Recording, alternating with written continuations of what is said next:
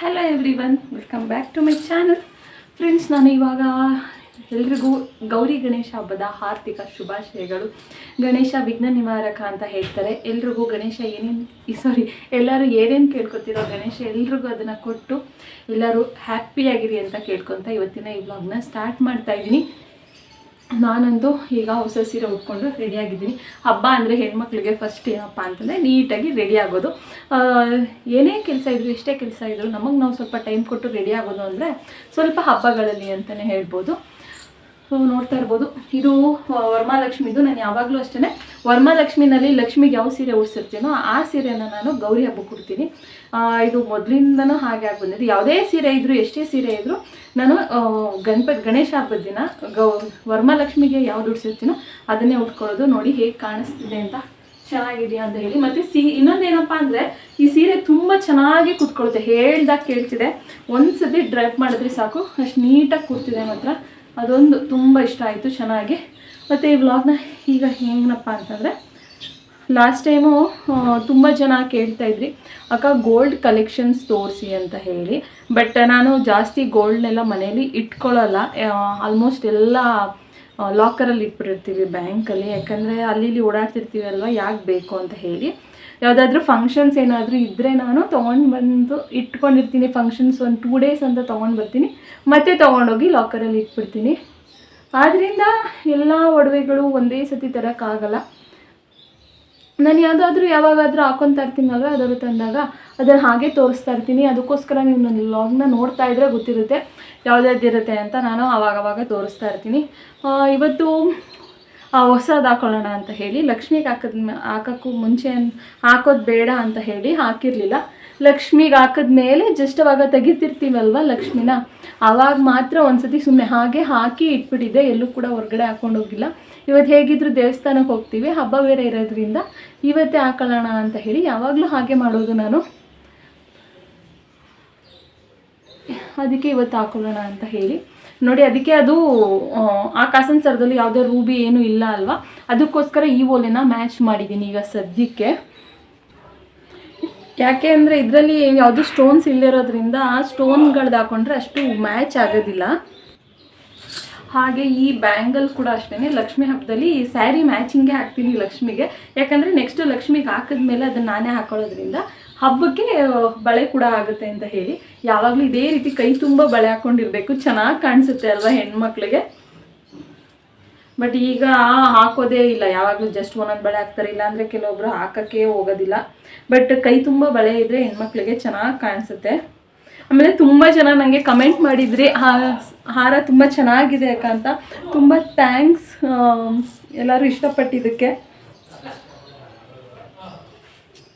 ಇದು ಒಂದು ಹಾಕೊಂಡ್ರೆ ಸಾಕು ಅನ್ನಿಸ್ತಿದೆ, ಇದ್ರ ಮೇಲೆ ಯಾವುದು ಬೇಡ ಅನಿಸುತ್ತೆ. ನನ್ನ ಹಸ್ಬೆಂಡು ರೇಗಿಸ್ತಿದ್ದಾರೆ, ಏನು ಹೊಸ ಸರ ಹಾಕ್ಕೊಂಡು ನಲಿಯುತ್ತಿದೆಯಾ ಅಂತ. ಹೆಣ್ಮಕ್ಳಂದರೆ ಹಾಗೆ ಅಪ್ಪ, ಹಬ್ಬ ಬರೋದು ಏನಕ್ಕೆ ಹೇಳಿ ಹೆಣ್ಮಕ್ಳಿಗೆ. ಈ ಥರ ನೀಟಾಗಿ ರೆಡಿಯಾಗಿ ಓಡಾಡಿದ್ರೇ ಅದು ಹಬ್ಬ ಅಂತ ಅನ್ನಿಸ್ಕೊಳ್ಳೋದು. ಸೊ ಈಗ ಫುಲ್ ಫೈನಲ್ ರೆಡಿ ಆಗಿಬಿಟ್ಟು ಆಮೇಲೆ ಸಿಗ್ತೀನಿ ಮತ್ತೆ. ನೋಡಿ, ಫೇಸ್ಗೆ ಏನೂ ಅಪ್ಲೈ ಮಾಡಿಲ್ಲ. ಮತ್ತು ಫೇಸ್ ಯಾಕೋ ಇತ್ತೀಚೆಗೆ ತುಂಬ ಡಲ್ ಅನ್ನಿಸ್ತಿದೆ. ಸ್ವಲ್ಪ ಫೇಸ್ ಪ್ಯಾಕ್ ಹಾಕ್ಕೊಬೇಕು. ಯಾಕೋ ಸ್ವಲ್ಪ ಅದು ಇದು ಓಡಾಟ ಹಾಕ್ಕೊಂಡು ಸ್ಕಿನ್ ಕೇರ್ ಕರೆಕ್ಟಾಗಿ ಮಾಡೋಕ್ಕೆ ಆಗ್ತಿಲ್ಲ ನನಗೆ. ಸ್ವಲ್ಪ ನೋಡಿ, ಇಲ್ಲೆಲ್ಲ ಸ್ವಲ್ಪ ಪಿಂಪಲ್ ಆಗಿಬಿಟ್ಟಿದೆ ಯಾಕೋ. ಈಗ ಸ್ವಲ್ಪ ಹಬ್ಬದಲ್ಲಿ ಸ್ವಲ್ಪ ಸ್ವೀಟ್ ತಿಂದಿರ್ತೀವಲ್ವ ವರಮಹಾಲಕ್ಷ್ಮಿ ಹಬ್ಬದಲ್ಲಿ, ಆ ಸ್ವೀಟ್ ಎಫೆಕ್ಟ್ ಈ ಥರ ಹೊಡೆದಿದೆ. ಏನು ಮಾಡೋಣ ನೋಡಿ. ನಮಗೆ ಸೀರೆ ಉಟ್ಕೊಳ್ಳಿ ಅಂತಾರೆ, ಇವ್ರಿಗೆ ಪಂಚೆ ಉಟ್ಕೊಂಡು ಒಂದು ದಿನ ಮೇಂಟೈನ್ ಮಾಡೋಕ್ಕಾಗಲ್ಲ. ಆಮೇಲೆ ನನ್ನ ಮಗನ ಪರಿಸ್ಥಿತಿ ನೋಡಿ, ಅವನಿಗಿಂತ ಪಂಚೆ ಎಷ್ಟು ಉದ್ದ ಇದೆ ಅಂತ ಹೇಳಿ ಪಾಪ ಅವನಿಗೆ ಮುಖ ತೋರ್ಸೋಕೆ ಹೋಯ್ತಿಲ್ಲ, ನಾಚಿಕೆ ಆಗ್ತಾಯಿದೆ. ಅದೇನಾಗ್ತಿದೆ ಅಂದರೆ ರಾಮರಾಜಲ್ಲಿ ಇವನ್ ಸೈಜ್ದು ನೋಡೋಕೆ ಹೋದರೆ ಚಿಕ್ಕ ಅನಿಸುತ್ತೆ, ಇವನಿಗಿಂತ ಸ್ವಲ್ಪ ದೊಡ್ಡ ಸೈಜ್ ತೊಗೊತೀನಿ ಅಂದರೆ ಪಂಚೆ ದೊಡ್ಡದಾಗ್ತಿದೆ. ಯಾಕಂದರೆ ಇವಾಗ ಹಾಕಿದ್ರೆ ಮತ್ತಿನ್ನು ಯಾವಾಗಲೋ ಹಾಕ್ತೀವಿ ಮಕ್ಳುಗಳಿಗೆ ಈ ಥರ ಪಂಚೆ ಎಲ್ಲ. ಅದಕ್ಕೋಸ್ಕರ ಸ್ವಲ್ಪ ದೊಡ್ಡದಾಗಿರಲಿ ಅಂದ್ಬಿಟ್ಟು ದೊಡ್ಡದಾಗಿ ತೊಗೊಂಡು ಬಂದಿದ್ದೆ. ಇನ್ನೂ ಎತ್ತಿ ಮೇಲಕ್ಕೆ, ಇನ್ನು ದೇವಸ್ಥಾನಕ್ಕೆ ಹೋದರೆ ಅಲ್ಲೆಲ್ಲ ಗಲೀಜಾಗುತ್ತೆ ಪಂಚೆ.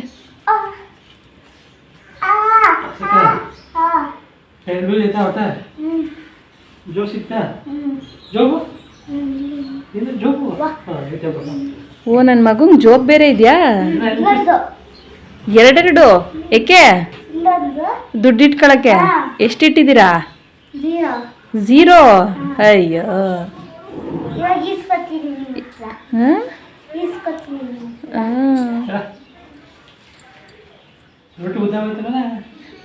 ಸ್ವಲ್ಪ ದೊಡ್ಡದಾಗಿ ತೆಗ್ದಿರೋದಲ್ವಾ? ಇನ್ನು ಆಯ್ತಾ ಮನೆ ನಿಮ್ದು ರೆಡಿ?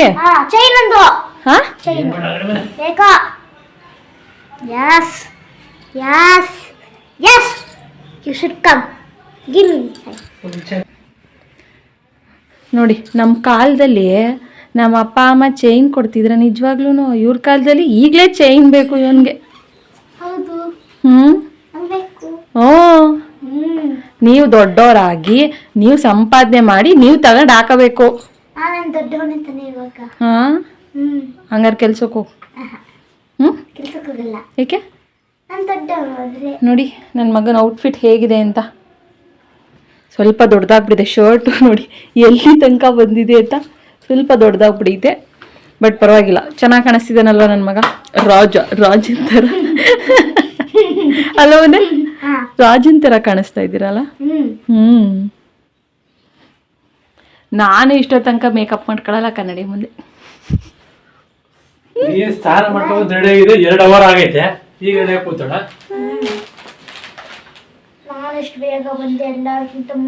ಇವತ್ತು ಪೂರ್ತಿ ಪಂಚೆಲ್ಲ ಇರ್ಬೇಕು.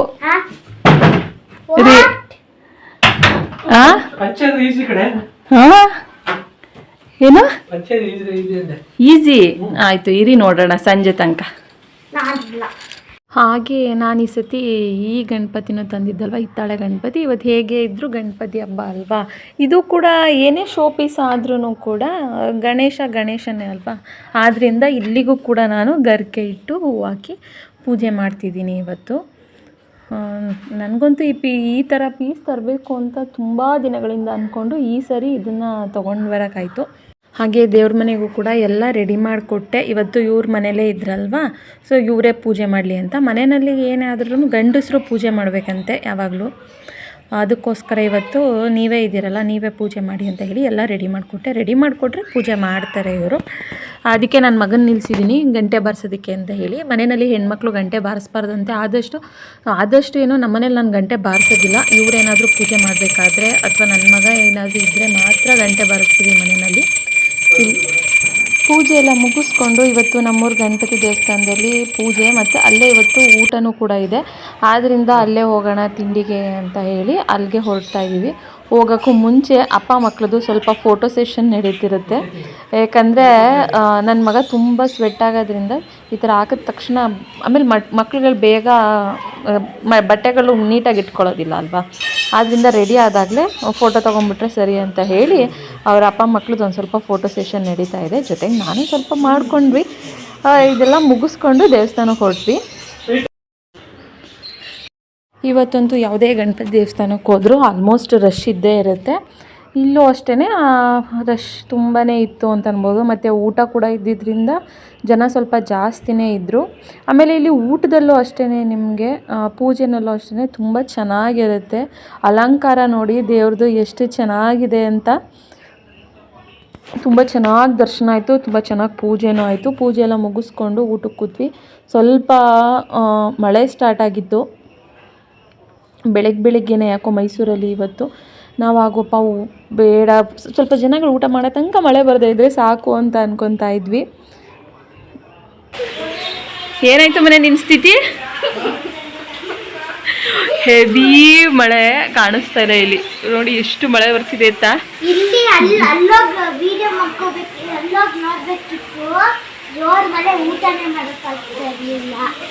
ಅಲ್ಲಿಂದ ಬಂದ ಮೇಲೆ ವೀಡಿಯೋನ ಮಾಡ್ಕೊಳಕ್ಕಾಗಲಿಲ್ಲ. ಅಲ್ಲಿಂದ ಬಂದು ಸ್ವಲ್ಪ ಅಮ್ಮನ ಮನೆಗೆ ಹೋಗಿ ಅಲ್ಲಿಂದ ಬಂದು ಈಗ ನೈಟು ಊಟಕ್ಕೆ ರೆಡಿ ಮಾಡ್ಕೊತಾ ಇದ್ದೆ. ಬೆಳಿಗ್ಗೆ ಇಡ್ಲಿ ಮಾಡಿದ್ದು ಬರೀ ದೇವ್ರಿಗೆ ಮಾತ್ರ ನೈವೇದ್ಯಕ್ಕೆ ಇಟ್ಟಿದ್ದೆ ಅಷ್ಟೇ. ಆಮೇಲೆ ಯಾರೂ ತಿಂದಿರಲಿಲ್ಲ, ಎಲ್ಲ ದೇವಸ್ಥಾನದಲ್ಲಿ ತಿಂದ್ವಿ ಆಮೇಲೆ ಅಮ್ಮನ ಮನೇಲಿ ಅಂತ ಅಂದ್ಕೊಂಡು. ಅದಕ್ಕೆ ಸ್ವಲ್ಪ ಇಡ್ಲಿ ಸಾಂಬಾರು ಮಾಡು ಅಂತ ಹೇಳಿದ್ರು. ಸರಿ ಆಯಿತು ಅಂತ ಹೇಳಿ ಇಡ್ಲಿ ಸಾಂಬಾರು ಸ್ವಲ್ಪ ರೈಸ್ ಮಾಡಿ ವಡೆ ಮಾಡು ಅಂತಂದರು. ಸರಿ ಆಯಿತು ಅಂತ ಹೇಳಿ ವಡೆ ಮಾಡ್ತಾ ಇದ್ದೆ. ಸೊ ಫೋನಲ್ಲಿ ಮಾತಾಡ್ತಿದ್ದರಿಂದ ಹಾಗೆ ಮಾಡ್ತಾ ಇದ್ದೆ. ಅದಾದಮೇಲೆ ನಾನು ವಿಡಿಯೋ ಮಾಡೋಕ್ಕಾಗಲಿಲ್ಲ, ಯಾಕಂದರೆ ಮಲ್ಕೊಂಬಿಟ್ಟಿದ್ದೆ ನಾನು, ಸ್ವಲ್ಪ ಸ್ಟ್ರೈನ್ ಆದಂಗಿತ್ತು. ಆಮೇಲೆ ಬಿಸಿ ಬಿಸಿ ಊಟ ಮಾಡಿದ್ದಕ್ಕೂ ಅದಕ್ಕೂ ಚೆನ್ನಾಗಿ ನಿದ್ದೆ ಬರ್ತಿತ್ತು. ಮಲಗ್ಬಿಟ್ಟು ಸ್ವಲ್ಪ ಹೊತ್ತು ರೆಸ್ಟ್ ಮಾಡಿ ಆಮೇಲೆ ಮತ್ತೆ ಈಗ ಎದ್ದು ಇವರು ವಡೆ ಮಾಡು ಅಂತಂದರು. ನಿನ್ನೆ ಮೆಣಸಿನ್ಕಾಯಿ ಬಜ್ಜಿ ಮಾಡಿದ್ದೆ, ಇವತ್ತು ವಡೆ ಮಾಡು ಅಂದರು. ಅದಕ್ಕೋಸ್ಕರ ಬಿಸಿ ಬಿಸಿಯಾಗಿ ವಡೆ ಮಾಡಿ ಕೊಟ್ಟಿದ್ದೀನಿ. ಹೇಗಿದೆ ವಡೆ? ಚೆನ್ನಾಗಿದೆಯಾ? ನಮ್ಮ ಮನೆಯಲ್ಲಿ ಕಡಲೆಬೇಳೆ ವಡೆಗೆ ಕಾಂಬಿನೇಷನ್ ಆಗಿ ಚಟ್ನಿ ಬೇಕು ಅಪ್ಪ ಮಕ್ಕಳಿಗೆ.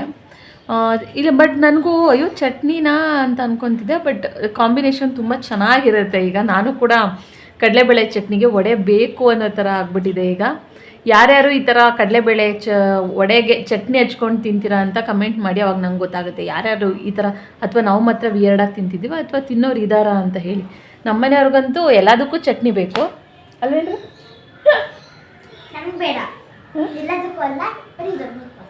ನನ್ನ ಮಗಂಗೆ ಇದೊಂದಕ್ಕೆ ಮಾತ್ರ, ಅವ್ನು ಯಾವುದಕ್ಕೂ ಚಟ್ನಿ ಕೇಳಲ್ಲ. ಇವ್ರು ಮಾತ್ರ ಎಲ್ಲದಕ್ಕೂ ಚಟ್ನಿ ಬೇಕು ಅವ್ರಿಗೆ. ನೀವೊಂದು ಉಪ್ಪಿಟ್ಟು ಮಾಡಿದ್ರು ಈ ಹೋಟೆಲ್ಗಳು, ಕೆಲವೊಂದು ಹೋಟ್ಲಲ್ಲಿ ನನಗೂ ಗೊತ್ತಿಲ್ಲ, ಇತ್ತೀಚೆಗೆ ನೋಡಿದ್ದೀನಿ ಉಪ್ಪಿಟ್ಟಿಗೂ ಕೂಡ ಚಟ್ನಿ. ಇವರು ಹಾಗೇನೆ ಉಪ್ಪಿಟ್ಟಿಗೂ ಚಟ್ನಿ, ಪುಳಿಯೋಗರೆಗೆ ಚಟ್ನಿ, ಚಿತ್ರಾನ್ನಕ್ಕೆ ಚಟ್ನಿ, ಬಿಸಿಬೇಳೆ ಭಾತಕ್ಕೆ ಚಟ್ನಿ. ಸೊ ಎಲ್ಲದಕ್ಕೂ ಚಟ್ನಿ ಇರಲೇಬೇಕು ಅವ್ರಿಗೆ ಅಷ್ಟೇ. ಸೊ ಇಷ್ಟು ಸಿಂಪಲ್ಲಾಗಿರುತ್ತೆ ನಮ್ಮ ಮನೇಲಿ, ಏನಿಲ್ಲ. ಬೆಳಿಗ್ಗೆ ದೇವಸ್ಥಾನಕ್ಕೆ ಹೋದೆ, ಏನು ಒಂದು ಬೇಜಾರಾಯಿತು ಅಂದರೆ ಆ ದೇವಸ್ಥಾನಕ್ಕೆ ಹೋಗಿ ಅಲ್ಲಿ ಸ್ವಲ್ಪ ಮಳೆ ಬಂತು. ಈ ರೆಡಿಯಾಗಿ ನೀಟಾಗಿ ಸೀರೆ ಉಟ್ಕೊಂಡೆಲ್ಲ ರೆಡಿ ಆದಾಗ ಮಳೆ ಬಂದುಬಿಟ್ರೆ ಯಾರಿಗೇ ಆದರೂ ಬೇಜಾರಾಗುತ್ತೆ. ಅಯ್ಯೋ ಇದು ಮಳೆ ಬೇರೆ ಬಂತಲ್ಲ ಅಂತ. ಅದರಲ್ಲಿ ನನ್ನ ಮಗನ ಪಾಪ ತುಂಬ ಬೇಜಾರಾಯಿತು, ಯಾಕಂದರೆ ಪಂಚೆ ಬೇರೆ ಹಾಕೊಂಡ್ಬಿಟ್ಟಿದ್ದು ಅವನು. ಆ ಮಳೆ ಬಂದು ನನ್ನ ಪಂಚೆ ಹಾಳಾಯಿತು ಅಂತೇಳಿ ಪಾಪ ಅವ್ನು ತುಂಬ ಬೇಜಾರಾಯಿತು. ಅವ್ನಿಗೆ ಹೇಳಿದ್ದೆ ಇವತ್ತು ಪೂರ್ತಿ ಪಂಚೆಯಲ್ಲಿ ಇರಬೇಕು ಅಂತ, ಬಟ್ ಮಳೆ ಬಂದು ಒಂದು ಅರ್ಧ ಗಂಟೆ 1 ಅವರ್ ಏನೋ ಇದನ್ನೇನೋ ಅಪ್ಪ ಪಂಚೆನಲ್ಲಿ ಅಷ್ಟೇ ಅವನು. ಅದಕ್ಕಿಂತ ಜಾಸ್ತಿ ಅವನು ಕೂಡ ಇರೋಕ್ಕೆ ಓಕೆ ಆಯಿತು. 2 ಅವರ್ ಇದ್ದ ನನ್ನ ಮಗ.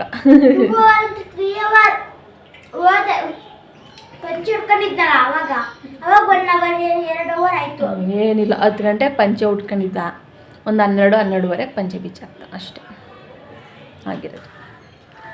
ಈಗ ನೆಕ್ಸ್ಟು ಕೊಕೊನಟ್ ಲಡ್ಡು ಮಾಡೋಣ ಅಂತ ಹೇಳಿ ನೆಕ್ಸ್ಟು ಇದೆಲ್ಲ ಆಯಿತು. ನನ್ನ ಮಗ ಈ ಥರ ಲಡ್ಡು ಐಟಮ್ಗಳು ಮಾಡಿಕೊಟ್ರೆ ನನ್ನ ಮಗಂಗೆ ಇಷ್ಟ ಆಗುತ್ತೆ. ಅದಕ್ಕೆ ಇದು ಒಬ್ಬಟ್ಟು ಎಲ್ಲ ಮಾಡಿದ್ರೆ ನಮ್ಮ ಮನೇಲಿ ತಿನ್ನಲ್ಲ, ಕಮ್ಮಿ ತಿನ್ನೋದು. ಇವನು ಒಬ್ಬನೇ ಸ್ವಲ್ಪ ಒಬ್ಬಟ್ಟು ತಿನ್ನೋದು. ನಮ್ಮ ಮನೇಲಿ ನಾನು ಅಷ್ಟು ಏನು ಇಷ್ಟಪಡ್ತೀನಲ್ಲ, ಒಂದು ತಿಂತೀನಿ ನಾನು. ಇವರು ಅಷ್ಟೇ, ಬಿಸಿದು ಮಾಡಿಕೊಟ್ರೆ ಒಂದು ತಿಂದರೆ ಹೆಚ್ಚು. ಇವ್ರೂ ಅಷ್ಟೇ, ಬೇಕಾದ್ರೆ ವಡೆ ಬಜ್ಜಿ ಬೋಂಡ ಕೊಟ್ಟರೆ ತಿಂತಾರೆ. ಈ ಒಬ್ಬಟ್ಟು ಗಿಬ್ಬಟ್ಟೆಲ್ಲ ನಮ್ಮ ಮನೇಲಿ ತಿನ್ನಲ್ಲ.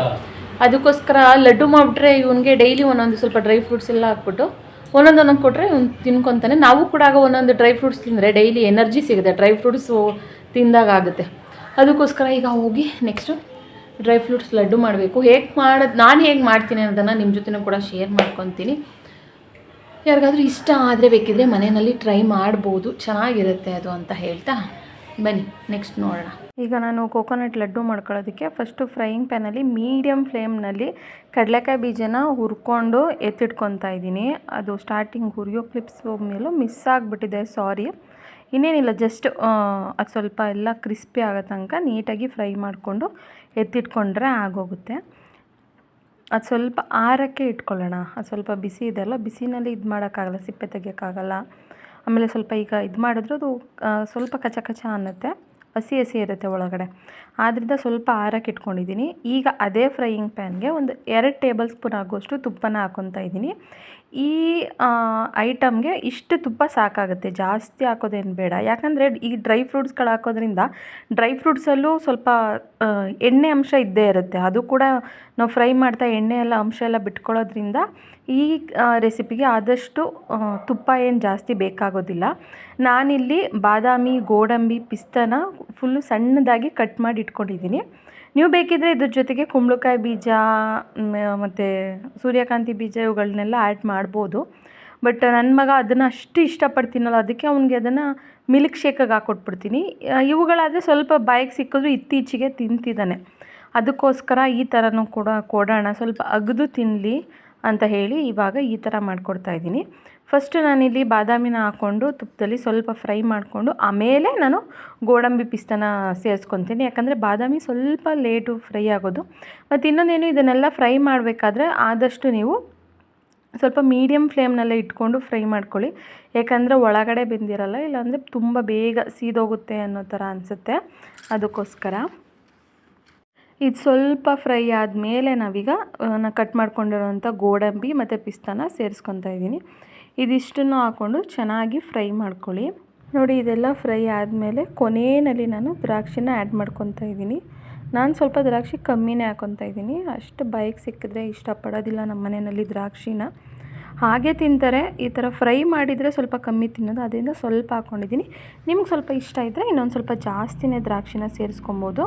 ದ್ರಾಕ್ಷಿ ಹಾಕಿದ್ಮೇಲೆ ಜಾಸ್ತಿ ಫ್ರೈ ಮಾಡೋಕ್ಕೆ ಹೋಗಬಾರ್ದು, ಅದೊಂದು ಸ್ವಲ್ಪ ಫ್ರೈ ಆಗ್ತಿದ್ದಾಗೆ ಎಲ್ಲ ದಪ್ಪ ಆಗುತ್ತೆ. ಅಷ್ಟಾದರೆ ಅದು ಕರೆಕ್ಟ್ ಆಗುತ್ತೆ. ಈ ಮಧ್ಯದಲ್ಲಿ ಅದೆಲ್ಲ ಫ್ರೈ ಮಾಡ್ಕೊಳ್ಳೋ ಅಷ್ಟೊತ್ತಿಗೆ ನಾನು ಆಗಲೇ ಹುರಿದಿಟ್ಕೊಂಡಿದ್ದೆ ಅಲ್ವಾ ಕಡಲೆಕಾಯಿ ಬೀಜನ, ಅದನ್ನು ಕೂಡ ಮಿಕ್ಸಿ ಜಾರ್ನಲ್ಲಿ ಲೈಟಾಗಿ ತರ್ತರಿಯಾಗಿ ರುಬ್ಕೊಂಡಿದ್ದೀನಿ. ನೀವು ಬೇಕು ಅಂದರೆ ಫೈನ್ ಪೌಡರ್ ಮಾಡ್ಕೊಬೋದು. ನಾನು ಸ್ವಲ್ಪ ಅದು ಫ್ಲೇವರ್ ಚೆನ್ನಾಗಿರುತ್ತೆ ಕಡಲೆಕಾಯಿ ಬೀಜದ್ದು ಹಾಗೆ ಸಿಕ್ಕಿದ್ರೆ.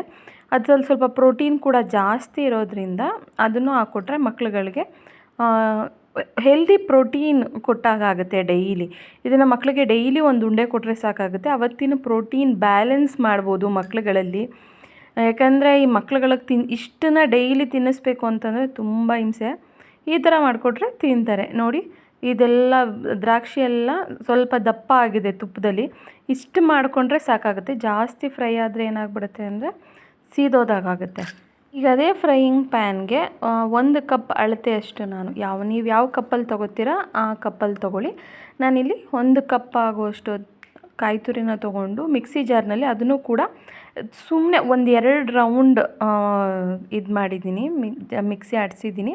ಸ್ವಲ್ಪ ತರ್ತರಿಯಾಗಲಿ ಅಂತ ಅಷ್ಟೇ. ಬಾಯಿಗೆ ಡ್ರೈ ಫ್ರೂಟ್ಸ್ ಜೊತೆ ಚೆನ್ನಾಗಿ ಹೊಂದ್ಕೊಬೇಕಲ್ವಾ, ಆದ್ದರಿಂದ ಇದನ್ನು ಹಾಕ್ಕೊಂಡು ಅದೇ ಪ್ಯಾನಲ್ಲಿ ಸ್ವಲ್ಪ ತುಪ್ಪ ಇರುತ್ತೆ ಅಲ್ವಾ, ಅದನ್ನೇ ಹಾಕ್ಕೊಂಡು ಫ್ರೈ ಮಾಡ್ಕೊಳ್ಳಿ. ಈಗ ಇದಕ್ಕೆ ಫ್ರೈ ಮಾಡ್ಕೊಬೇಕಾದ್ರೆ ನಾನು ಮಿಕ್ಸಿ ಜಾರ್ ಆಡಿಸ್ಬೇಕಾದ್ರೇ 1-2 ಏಲಕ್ಕಿನ ಹಾಕ್ಕೊಂಡು ಮಾಡ್ಕೊಂಡಿದ್ದೀನಿ. ಇಲ್ಲ ಅಂತಂದರೆ ನೀವು ಆಮೇಲೆ ಬೇಕಿದ್ದರೆ ಏಲಕ್ಕಿ ಪೌಡರ್ ಸೇರಿಸ್ತೀನಿ ಅಂದರೂ ಕೂಡ ಸೇರಿಸ್ಬೋದು. ನನಗಿವತ್ತು ಏಲಕ್ಕಿ ಪೌಡರ್ ಖಾಲಿಯಾಗಿತ್ತು, ಮನೆಯಲ್ಲಿ ಮಾಡ್ಕೊಬೇಕಿತ್ತು. ಆದ್ದರಿಂದ ಅದ್ರ ಜೊತೆಗೇ ನಾನು ಗ್ರೈಂಡ್ ಮಾಡಿ ಹಾಕ್ಕೊಂಬಿಟ್ಟಿದ್ದೀನಿ. ಹಾಗೆ ಇಲ್ಲಿ ನಾನು 2 ಟೇಬಲ್ ಸ್ಪೂನ್ ಅಥವಾ 1-1.5 ಟೇಬಲ್ ಸ್ಪೂನ್ ಆಗುವಷ್ಟು ಗಸಗಸೆನೂ ಕೂಡ ಹಾಕ್ಕೊತಾ ಇದ್ದೀನಿ. ಗಸಗಸೆ ಮಧ್ಯದಲ್ಲಿ ಸಿಗ್ತಾಯಿದ್ರೆ ಅದು ಟೇಸ್ಟೇ ಸಕ್ಕತ್ತಾಗಿರುತ್ತೆ ನಿಜವಾಗ್ಲೂ. ಅದನ್ನೆಲ್ಲ ಹಾಕ್ಕೊಂಡು ಚೆನ್ನಾಗಿ ಫ್ರೈ ಮಾಡ್ಕೊಳ್ಳಿ. ಒಂದು ಸ್ವಲ್ಪ ಅದು ಹಸಿ ಕಾಯಿ ಅಲ್ವಾ, ಇದು ಹಸಿ ಕಾಯಿ ತೆಂಗಿನಕಾಯಿ ತುರಿದು, ಅದು ಸ್ವಲ್ಪ ಹಸಿದು ಇದಾಗೋ ತನಕ ಒಂದು ಸ್ವಲ್ಪ ಫ್ರೈ ಮಾಡ್ಕೊಬೇಕು. ಅದು ಸ್ವಲ್ಪ ಫ್ರೈ ಆಗ್ತಿದ್ದಾಗೆ ನಾನಿಲ್ಲಿ 1 ಕಪ್ ತೆಂಗಿನ ತುರಿ ತೊಗೊಂಡಿದ್ರೆ ನಾವು ಅದರಲ್ಲಿ ಅರ್ಧ ಕಪ್ ಆಗುವಷ್ಟು ಅಳತೆಗೆ ಬೆಲ್ಲನ ತೊಗೊಬೇಕು. ನೀವು ಯಾವ ಕಪ್ಪಲ್ಲಿ ತೆಂಗಿನಕಾಯಿ ತುರಿ ತೊಗೊಂಡಿರ್ತೀರೋ ಅದೇ ಕಪ್ ಅಳತೆಯಲ್ಲಿ ಬೆಲ್ಲನ ತೊಗೊಳ್ಳಿ. ಆವಾಗ ಸ್ವೀಟ್ ಕರೆಕ್ಟಾಗಿರುತ್ತೆ. ಯಾಕಂದರೆ ಡ್ರೈ ಫ್ರೂಟ್ಸು ದ್ರಾಕ್ಷಿ ಎಲ್ಲ ಹಾಕೋದ್ರಿಂದ ಅದರಲ್ಲೂ ಸ್ವಲ್ಪ ಸ್ವೀಟ್ ಅಂಶ ಇರೋದ್ರಿಂದ ಸ್ವಲ್ಪ ಕಮ್ಮಿನೇ ಹಾಕ್ಕೊಂಡ್ರೂ ಕೂಡ ನಡೆಯುತ್ತೆ. ಇಲ್ಲ ಅಂತಂದರೆ 1/4 ಕಪ್ ಆಗೋಷ್ಟು ಬೆಲ್ಲ ಬೇಕಾಗುತ್ತೆ. ನಿಮ್ಮ ಸಿಹಿ ನೋಡಿಕೊಂಡು ನೀವು ಬೆಲ್ಲನ ಹಾಕ್ಕೊಬೇಕು. ಇದನ್ನು ಹಾಕ್ಕೊಂಡು ಚೆನ್ನಾಗಿ ಫ್ರೈ ಮಾಡ್ಕೊಳ್ಳಿ. ತೆಂಗಿನಕಾಯಿ ಹಸಿದಿರೋದ್ರಿಂದ ಅದರಲ್ಲಿ ಸ್ವಲ್ಪ ನೀರಿನಂಶ ಇರೋದ್ರಿಂದ ನೀರು ಹಾಕೋದೇನು ಬೇಕಾಗಲ್ಲ. ತೆಂಗಿನಕಾಯಲ್ಲಿ ಸ್ವಲ್ಪ ನೀರಂಶ ಏನಾದ್ರು ಇಲ್ಲ ಅಂತಂದರೆ ಸ್ವಲ್ಪ ನೀರು ಚಿಮುಕ್ಸಿದ್ರೆ ಸಾಕಾಗುತ್ತೆ. ಬೆಲ್ಲ ಕರಗ್ತಾ ನೀರು ಬಿಟ್ಕೊತ ಅದೇ ಎಲ್ಲ ನೀಟಾಗಿ ಒಂಥರ ಗಟ್ಟಿಯಾಗಿ ಬರುತ್ತೆ. ನಿಮಗೆ ಒಂದು 5 ನಿಮಿಷ ಚೆನ್ನಾಗಿ ಫ್ರೈ ಮಾಡಿದ್ರೆ ನಿಮಗೆ ಈ ಕನ್ಸಿಸ್ಟೆನ್ಸ್ ಬರುತ್ತೆ. ಈಗ ಇದಕ್ಕೆ ನಾನು ಸ್ವಲ್ಪ ಕೇಸರಿನ ಆ್ಯಡ್ ಮಾಡಿಕೊಂಡು, ನಾವು ಆಲ್ರೆಡಿ ತುಪ್ಪದಲ್ಲಿ ಫ್ರೈ ಮಾಡ್ಕೊಂಡಿದ್ವಿ ಅಲ್ವಾ, ಆ ಡ್ರೈ ಫ್ರೂಟ್ಸು ಮತ್ತು ಹುರ್ಗಡ್ಲೆ ಪೌಡರು ಎಲ್ಲನೂ ಹಾಕ್ಕೊಂಡು ಈಗ ಚೆನ್ನಾಗಿ ಮಿಕ್ಸ್ ಮಾಡಿಕೊಂಡು ಉಂಡೆ ಕಟ್ಕೊಂಡ್ರೆ ಹೆಲ್ದಿಯಾಗಿರೋ ಕೊಕೊನಟ್ ಲಡ್ಡು ರೆಡಿ ಆಗುತ್ತೆ. ಚೆನ್ನಾಗಿ ಎಲ್ಲ ಫ್ರೈ ಆದಮೇಲೆ ಈ ರೀತಿ ಕೈಗೆ ಸ್ವಲ್ಪ ತುಪ್ಪ ಸವರ್ಕೊಂಡ್ರೂ ಆಗುತ್ತೆ, ಇಲ್ಲ ಅಂದರೂ ಇಲ್ಲ. ಈ ರೀತಿ ಹಿಡಿದು ನೋಡಿದ್ರೆ ನಿಮಗೆ ಗೊತ್ತಾಗುತ್ತೆ ಉಂಡೆ ಕಟ್ಟೋಕ್ಕೆ ಬರ್ತಿದೆ ಅಂತಂದರೆ ಅದಾಗಿದೆ ಅಂತ ಹೇಳಿ. ಈಗ ಸ್ಟವ್ನ ಆಫ್ ಮಾಡಿ ಸ್ವಲ್ಪ ಬಿಸಿ ಇರುತ್ತೆ ಅಲ್ವಾ, ಸ್ವಲ್ಪ ಆರಿದ್ಮೇಲೆ ಬೆಚ್ಚಗಿರಬೇಕು. ಆ ಟೈಮಲ್ಲಿ ನೀವು ಉಂಡೆ ಕಟ್ಕೊಂಡ್ರೆ ರೆಡಿ ಆಗುತ್ತೆ. ನೋಡಿ, ಈಗ ಸ್ವಲ್ಪ ಆರಿದೆ, ಕೈಯಲ್ಲಿ ಮುಟ್ಬೋದು ಅಷ್ಟಿದೆ, ಸ್ವಲ್ಪ ಬಿಸಿ ಇದೆ ಅಷ್ಟೇ. ಸ್ವಲ್ಪ ಬಿಸಿ ಇರಬೇಕಾದ್ರೇ ಇದನ್ನು ಈ ರೀತಿ ಉಂಡೆ ಕಟ್ಕೊಂಡ್ರೆ ಆಗುತ್ತೆ. ನೋಡಿ ಎಷ್ಟು ತುಪ್ಪ, ನಾನು ಆಲ್ರೆಡಿ ಅದಕ್ಕೆ ಹೇಳಿದ್ದು 2 ಟೇಬಲ್ ಸ್ಪೂನ್ ಆಗುವಷ್ಟು ನಾವು ತುಪ್ಪನ ಹಾಕ್ಕೊಂಡ್ರೆ ಸಾಕಾಗುತ್ತೆ. ಯಾಕಂದರೆ ಡ್ರೈ ಫ್ರೂಟ್ಸ್ನಲ್ಲಿ ಗೋಡಂಬಿ ಬಾದಾಮಿನಲ್ಲಿ ಎಲ್ಲದರಲ್ಲೂ ಎಣ್ಣೆ ಅಂಶ ಇರೋದ್ರಿಂದ ಅದು ಕೂಡ ಎಣ್ಣೆ ಅಂಶ ಬಿಡೋದ್ರಿಂದ ಜಿಡ್ಡಿನಂಶ ಸಾಕಾಗೋಷ್ಟು ಅದರಲ್ಲೇ ಆಗುತ್ತೆ. ಆದ್ದರಿಂದ ನೋಡಿ ಉಂಡೆಗಳು ರೆಡಿಯಾಗಿದೆ. ತುಂಬ ಚೆನ್ನಾಗಿ ಬಂದಿದೆ. ತುಂಬ ಹಾರ್ಡು ಇಲ್ಲ, ಸಾಫ್ಟು ಇಲ್ಲ, ಎಕ್ಸಾಕ್ಟಾಗಿ ಬಂದಿದೆ. ನಾನು ಅದಕ್ಕೆ ಟೇಸ್ಟ್ ಮಾಡಿ ನೋಡ್ತಾ ಇದ್ದೀನಿ, ಯಾಕಂದರೆ ಆ ಘಮ ತಡೆಯೋಕ್ಕಾಗ್ತಿಲ್ಲ ಹೇಗಿದೆ ಅಂತ ಹೇಳಿ. ತುಂಬ ಅಂದರೆ ತುಂಬ ಚೆನ್ನಾಗಿ ಬಂದಿದೆ. ಅದರಲ್ಲಿ ಆ ಕಡಲೆಕಾಯಿ ಬೀಜ ಹುರಿದಾಕಿದ್ದೀವಿ ನೋಡಿ, ಅದೊಂಥರ ಎಕ್ಸ್ಟ್ರಾ ಫ್ಲೇವರ್ ಕೊಡ್ತಿದೆ. ಅದ್ರ ಫ್ಲೇವರ್ ತುಂಬ ಚೆನ್ನಾಗಿದೆ. ನೀವು ಬೇಕಿದ್ರೆ ಒಂದು ಸತಿ ಟ್ರೈ ಮಾಡಿ ನೋಡಿ ಮನೆಯಲ್ಲಿ. ತುಂಬ healthy recipe, very tasty recipe ಮತ್ತು ಬೇಗನೂ ಕೂಡ ಆಗುತ್ತೆ. ಸೊ ಈ ವ್ಲಾಗ್ನ ಇಲ್ಲಿಗೆ ಎಂಡ್ ಮಾಡ್ತಾಯಿದ್ದೀನಿ. ಯಾರ್ಯಾರು ಇನ್ನೂ ನನ್ನ ಚಾನಲ್ನ ಸಬ್ಸ್ಕ್ರೈಬ್ ಮಾಡ್ಕೊಂಡಿಲ್ಲ, ಪ್ಲೀಸ್ ನನ್ನ ಚಾನಲ್ನ ಲೈಕ್ ಮಾಡಿ, ಶೇರ್ ಮಾಡಿ, ಕಮೆಂಟ್ ಮಾಡಿ, ಹಾಗೆ ಸಬ್ಸ್ಕ್ರೈಬ್ ಮಾಡ್ಕೊಳ್ಳಿ. Thank you for watching.